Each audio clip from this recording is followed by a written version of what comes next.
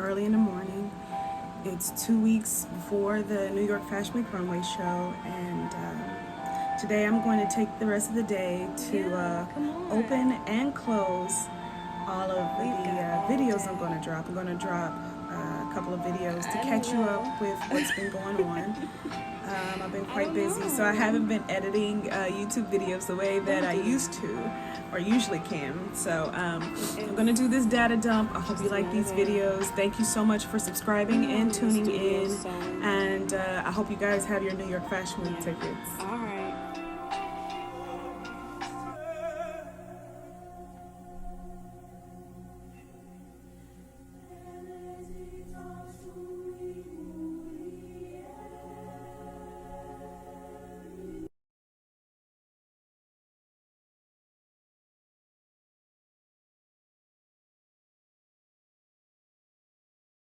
Good morning, everyone. I know you're like, yeah? No? Thanks, Dad. What are you doing up before 12? I ask myself that question all of the time, but I am up because I am going to do a shoot right now. I'm going to see Marrista, Sega, and we're going to do some Halloween images. I know it's early, but any witchy bitch knows that all year round is Halloween. So we're just getting our Halloween images now to get her set up before she goes to Japan. And we're gonna travel out to the same place where we had our picnic to get some images for the Halloween season.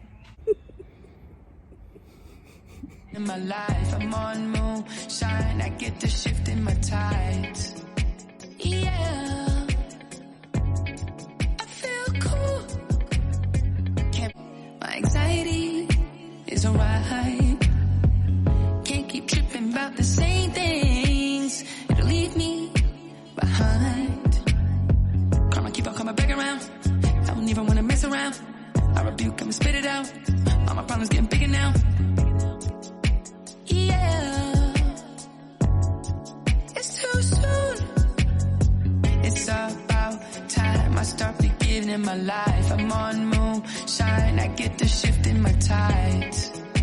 Yeah, I feel cool.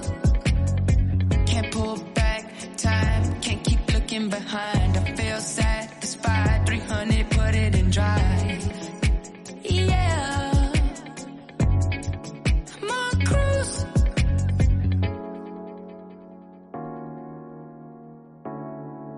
I'm on cruise. Yeah, I'm on cruise. I've been fighting with myself now, believing I can fly.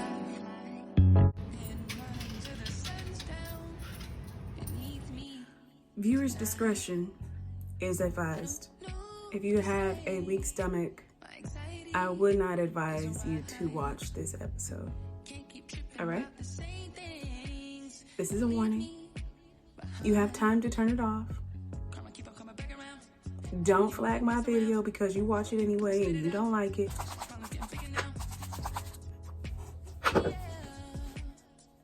Use a pattern. I really like pattern. I do. I like the smell. It smells almost like chemically.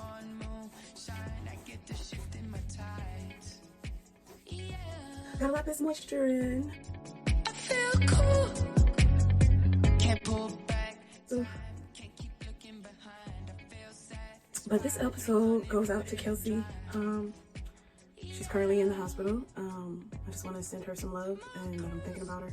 She was one of the models from my 2020 collection. We showed in September 12, 2019.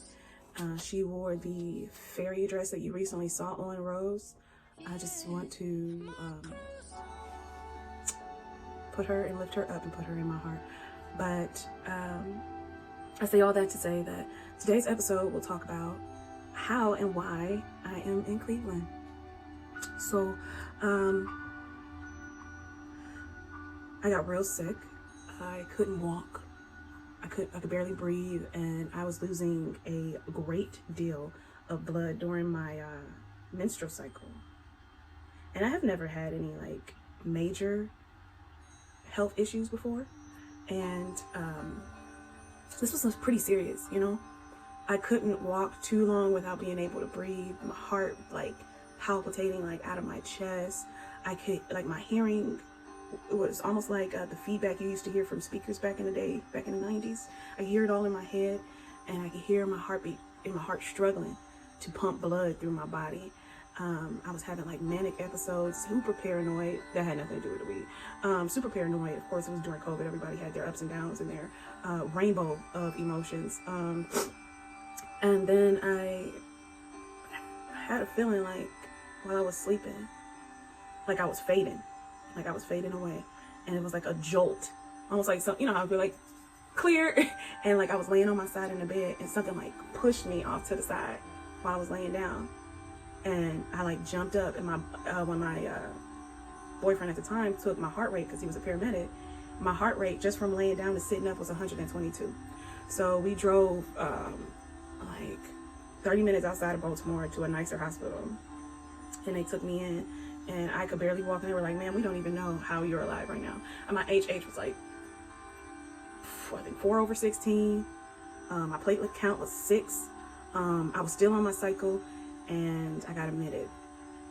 And then I ended up having to have surgery, and I didn't have anybody to take care of me, so I had to come home, which was the first time I had come home in like 14 years. But I came home, and I was able to reconnect with my parents, and I felt like a stranger in my own family, which I always had. I've always been quite different, you know. And it has been me getting to know where I come from, getting to know my parents, and seeing how they've grown since I was a child, and walking into this serious surgery, because they ended up finding 6 tumors in my uterus. Initially, I thought it was 1, because when they took the scans, they only saw 1. But when I got on the table, they found 4 more small ones.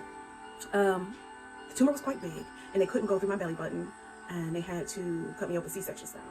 Up until the day that I had my surgery, I struggled with stairs. I struggled with walking when I was on my period. But yeah, it was quite serious. And then after it was over, I was in the bed for like 6 weeks.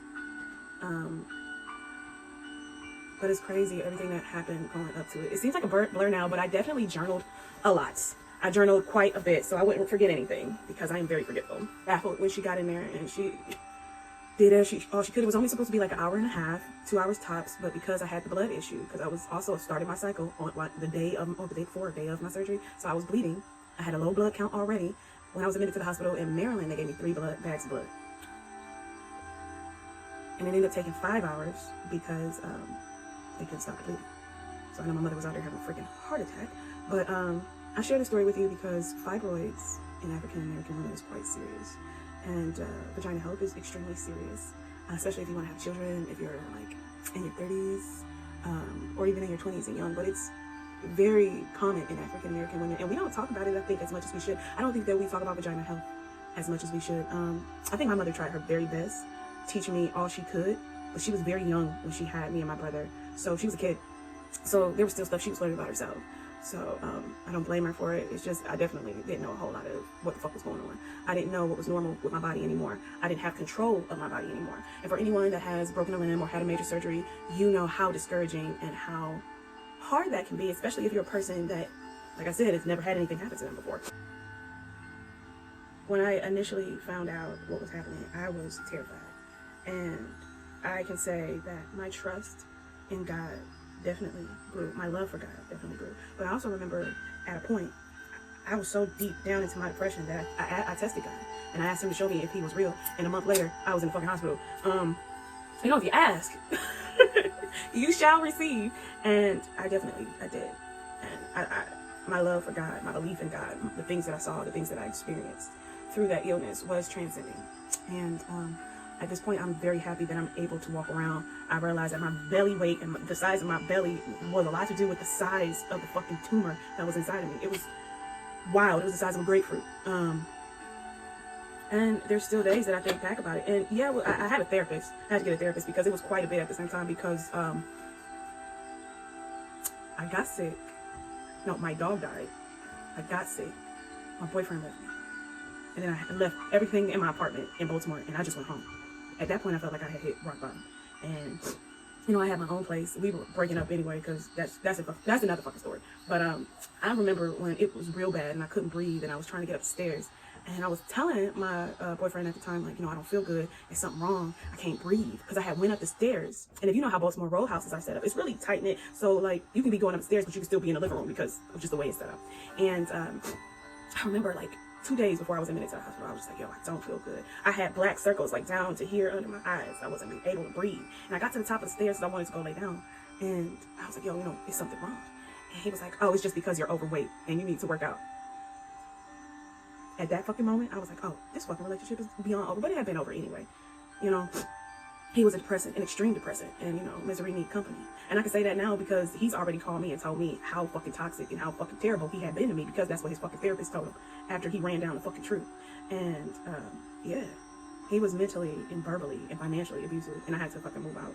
And I had never experienced that shit before. I had never dated somebody that was depressed. I mean, if I did, I didn't realize it because, you know, I was content within myself and I was blocking out them energies. But if you stay around somebody that is manipulative and wants to drag you down, they fucking will. They fucking will. And this individual did. I need to start twisting my hair on something. That was the conversation. If you saw my Puerto Rican vlog, that's the conversation that we had on the phone. Like, he was like, yeah, I talked to my therapist. And he was like, yeah, you're toxic. And this is my job to call you and apologize. Whatever. But anyway, I've gotten past that because, you know, it is what it is. People come and go in your life, you know. It's unfortunate, but it is what it is. I have a baby shower that I need to go to for a very good friend of mine from high school. I don't keep a lot of people around me, so if I love you and I fuck with you, I fuck with you, you know? So I'm really excited for her because she actually had fibroid surgery this, I think 2 weeks or 3 weeks before I did. And she was trying to have a baby. And now she's having a baby shower and she's about to be a mommy. And it's a beautiful thing. It's a beautiful thing. So I'm excited about seeing her. Hopefully I can get some footage. I need to ask her if she's okay with that. I'm sure she'll be okay with it. But if not, I'll tell you how it went. But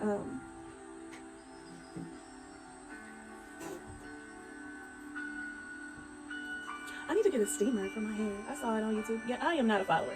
I am a leader. But there was something this young lady did who had natural hair that just made sense. It just made motherfucking sense. So I'm gonna have to get me a face steamer because I like working on my pores in my face anyway. And whatnot. So just to steam and keep my hair moisturized between washes. Because I have a lot of breakage right now. So if you have any suggestions about something that is good for natural hair with very little chemicals, try to be as all natural as possible, that helps with breakage for African American women hair. If you have, yes, that's a lot of details, but that's exactly what I'm looking for because I know what I'm looking for. Please comment below the best hair product that you would recommend for dealing with damaged ends. Because my hair has struggled through this year, but it's so much better than it was. But I'm thankful my face didn't struggle after the surgery. Like, you know how people go to the hospital and then their skin be messed up? That shit happens all the time. It takes a lot of water, a whole lot of water to flush that stuff out of your system. Water is gold, you know? Drink your fucking water. That was fast, wasn't it? Bam! Done. Bia, bia! Yo, they making all the noise outside. Y'all ready to blaze up?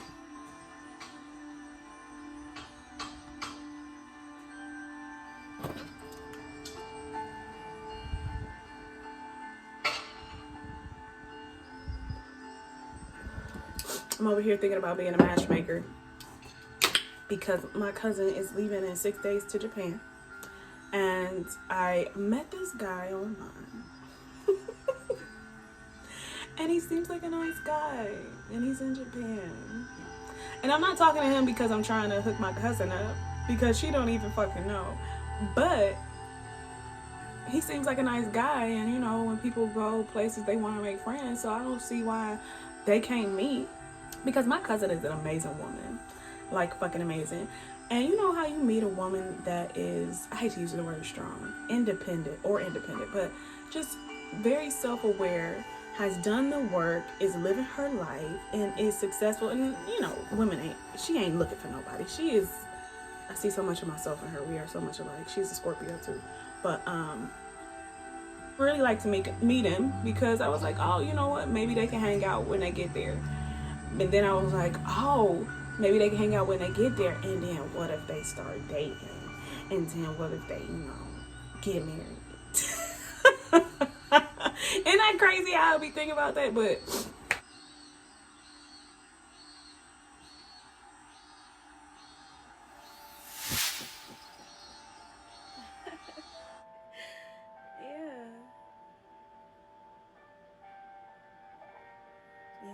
want smoke? Yeah. I'll come over right now.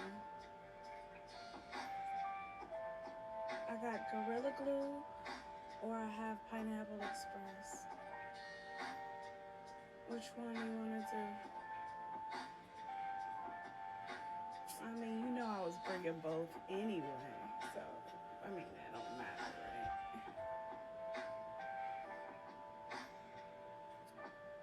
Yeah.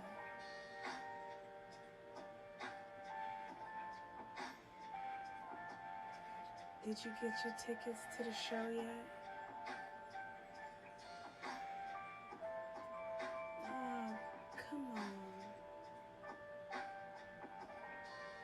Here, the discount code is ORNY10.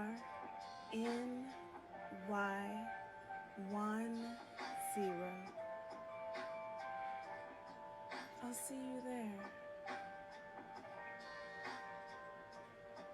I'll see you there.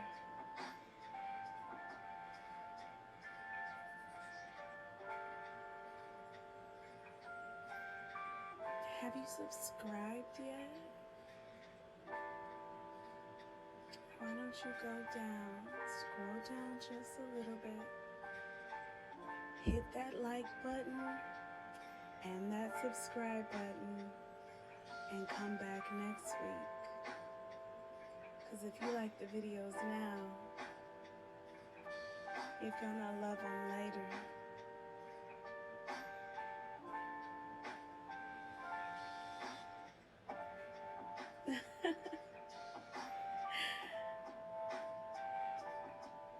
What? Yeah, I'm down.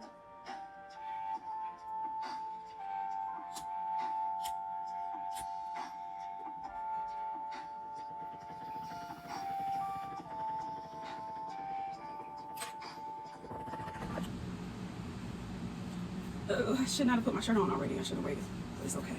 I need to put some moisture in my hair. Yeah, I need to take the shirt off. Okay, and that was the vlog.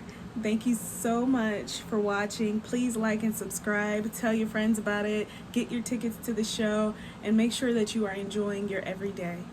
I love you guys much. I'll see you guys next time.